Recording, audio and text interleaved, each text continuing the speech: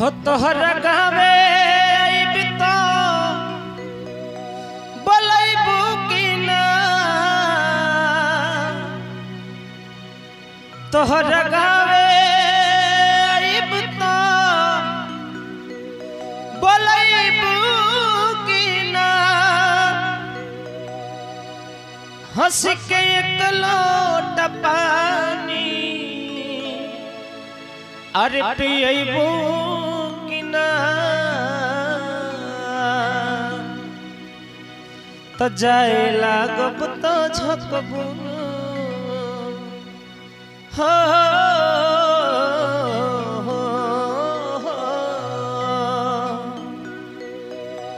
तो जाए लागब तो झकबू केवाड़ी से प्यार नहीं हरे